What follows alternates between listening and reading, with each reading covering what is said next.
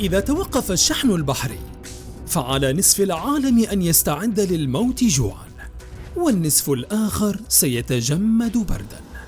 وهذا ما قد يحدث في ألمانيا ومعظم أوروبا بعد جفاف نهري الراين والدانوب اللذان يشكلان العمود الفقري للشحن في أوروبا. آلاف السفن المكدسة بعشرات الآلاف من الحاويات المعدنية التي صدأت من كثرة الاستهلاك تشق عباب البحار دون توقف أو راحة. يعمل فيها نحو 1.9 مليون بحار، وينقل من خلالها 90% من التجارة العالمية. يصل حجم البضائع إلى نحو 2 مليار طن من المواد المصنعة. الشحن البحري العمود الفقري للاقتصاد العالمي، فهذه الحاويات المعدنية هي أعظم اختراع في تاريخ البشرية، ولولاها لما كنت الآن تمتلك هاتفاً ذكياً وتشاهد هذا الفيديو.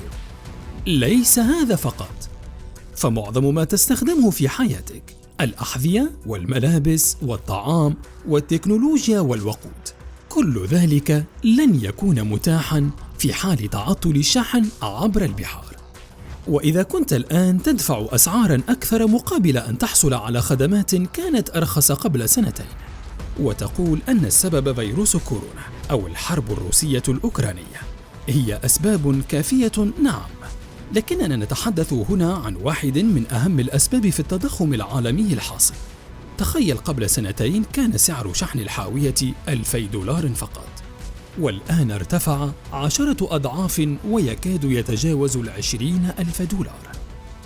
في عام 2021 وحده حققت شركات الشحن العالمية أرباحاً إضافية بنحو $150 مليار.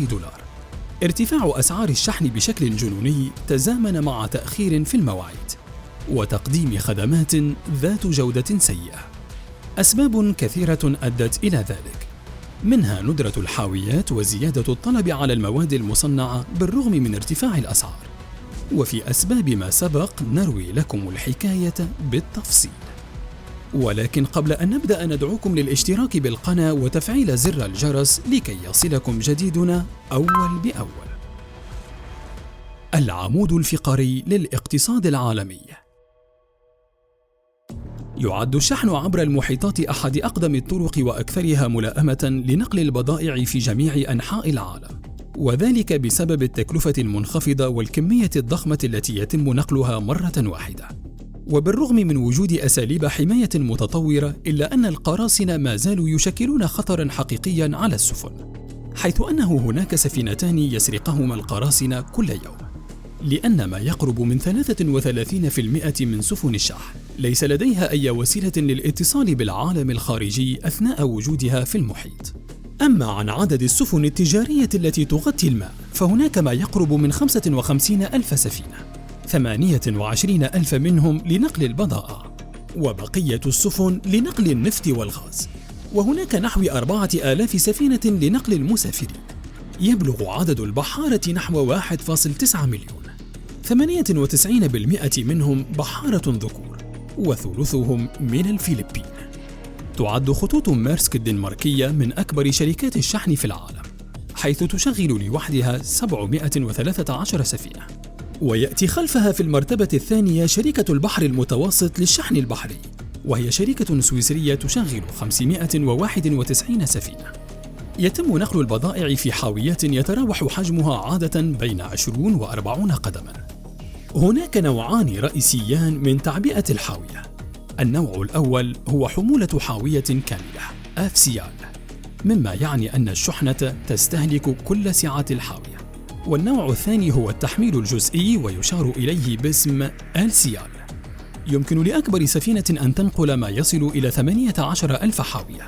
ولتقريب حجم الحمولة الهائلة هذه، تخيل أن السفينة الواحدة بإمكانها أن تحمل 745 مليون موزة، أي أن كل أوروبي سيحصل على موزة واحدة وسيزيد الكثير من الموز. إلى اليوم ما زال بإمكان الأوروبيين أن يحصلوا على الموزة، لكنهم سيدفعون سعرها مضاعفاً لهذه الأسباب. سلاسل التوريد. سلاسل التوريد هي المحرك الحيوي الذي يربط أجزاء العالم ببعضه البعض، من خلال شبكة معقدة تم بناؤها وهندستها عبر عشرات السنوات، ويمكن تقسيمها إلى 4 مكونات رئيسية.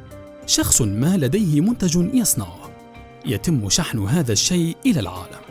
شخص ما يتلقى هذا الشيء ويوزعه للبيع، وأخيراً شخص ما يشتريه.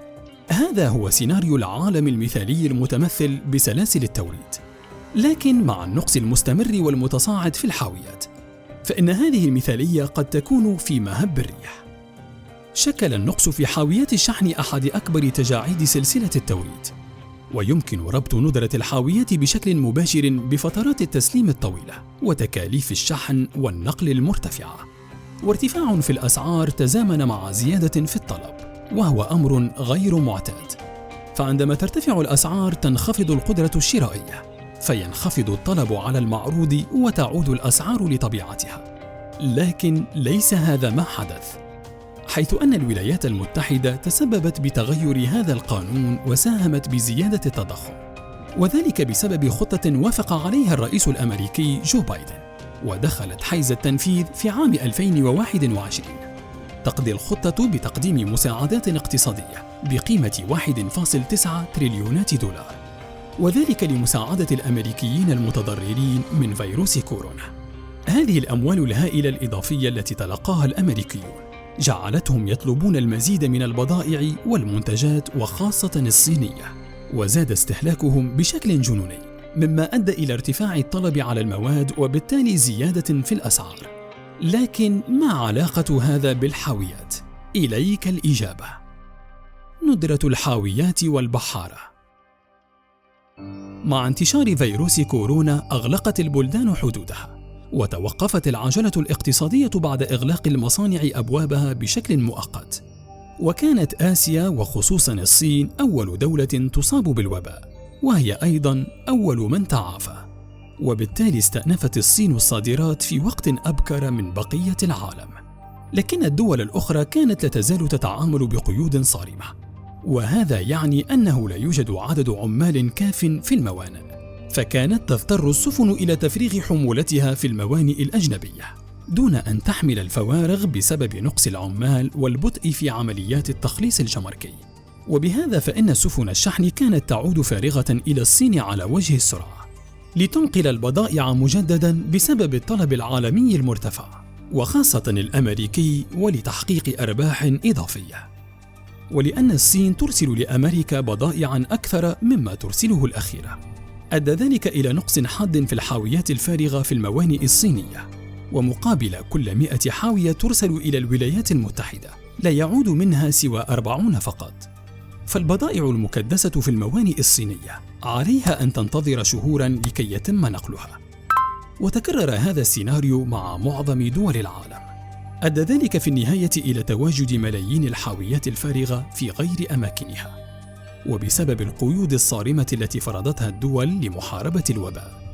تم منع البحارة الخروج من السفن إلى الموانئ مهما كان السبب، حتى ولو بداعي المرض.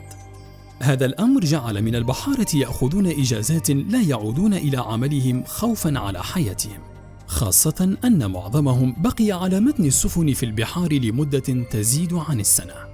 فشهد القطاع نقصاً باليد العاملة، وفي الوقت الذي بدأ فيه الشحن البحري يتعافى من مخلفات الوباء، جاءت الحرب الروسية الأوكرانية لتعمق الجراح، حيث يشكل البحارة الروس والأوكرانيون نحو 15% من بحارة العالم، ونسبة كبيرة من هؤلاء البحارة من ذوي الرتب والخبرة. فبعد اندلاع الحرب منعت أوكرانيا الرجال من مغادرة البلاد بعد أن قامت بتجنيدهم. أما البحارة الروس فقد كانت مشكلتهم في تحصيل أجورهم، خاصة بعد العقوبات الغربية على روسيا. كل هذه الأمور ساهمت في ارتفاع تكاليف الشحن إلى أضعاف مضاعفة، وجاء الجفاف مؤخرا ليدق المسمار الأخير في نعش الشحن البحري، ومن ثم زيادات في ارتفاع الأسعار والتضخم، حيث وبسبب انخفاض منسوب المياه في الأنهار الأوروبية والصينية باتت غير صالحة لعبور السفن فيها، وتعطلت حركة الشحن عبر الأنهار، والتي تنقل سنويا نحو طن واحد لكل مقيم في الاتحاد الأوروبي، كما تساهم بحوالي 80 مليار دولار في الاقتصاد. أدى ذلك بطبيعة الحال إلى زيادة في ارتفاع الأسعار، ومن المتوقع أن تزيد أكثر وأكثر. برأيك هل يمكن أن تعود أسعار الشحن إلى ما كانت عليه ويساهم ذلك في انخفاض الأسعار، أم أن الأزمة في طريقها نحو الانسداد والانفجار؟ للمزيد شاهد من هنا فيديو جفاف الصين وفيديو الجفاف الأوروبي.